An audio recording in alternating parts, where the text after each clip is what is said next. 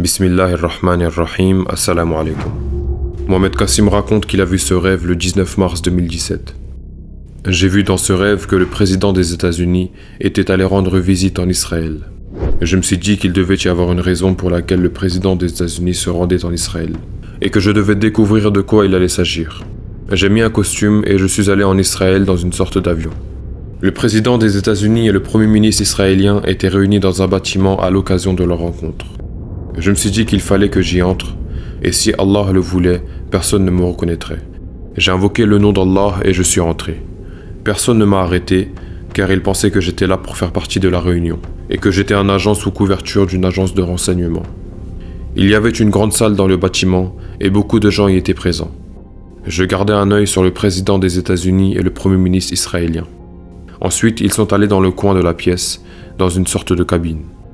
Je les ai suivis par la même occasion, et ils se sont assis pour commencer à parler. Je me suis dit qu'il fallait que je me rapproche d'eux, sinon je ne pourrais pas les entendre. Jusqu'à présent, personne ne m'avait reconnu, et ils ne me reconnaîtront pas non plus. Ils étaient assis sur leurs chaises, et je me tenais près d'eux comme un agent. Le premier ministre israélien dit alors « J'ai presque terminé le temple secret du Dajjal. Et bientôt, il ne restera plus que le nom de la Palestine, et nous gouvernerons bientôt tout le Moyen-Orient. » En entendant cela, j'ai été surpris de voir qu'ils avaient déjà construit le temple du Dajjal et je n'étais même pas au courant. Je suis sorti de là préoccupé et je me suis dirigé vers la Palestine. J'ai vu que l'armée israélienne allait démolir les maisons en Palestine et que les petits-enfants palestiniens couraient avec leur mère. J'étais attristé en voyant cela, me demandant quelle grande épreuve les attendait. Comment allaient-ils survivre et qui les aiderait? Puis j'ai vu qu'ils se dirigeaient tous vers le bâtiment d'où je venais. Je leur ai dit « Pourquoi allez-vous vers ce bâtiment où est planifiée votre destruction ?» Les femmes m'ont répondu « Où devons-nous emmener nos petits-enfants? Nous n'avons pas d'autre choix. Peut-être qu'ils nous tueront, mais laisseront les enfants partir. » J'ai été encore plus attristé en entendant cela.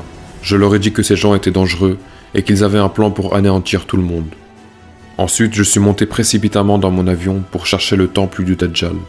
Lorsque je m'approche du temple, j'aperçois un bâtiment de couleur brun qui était déjà terminé.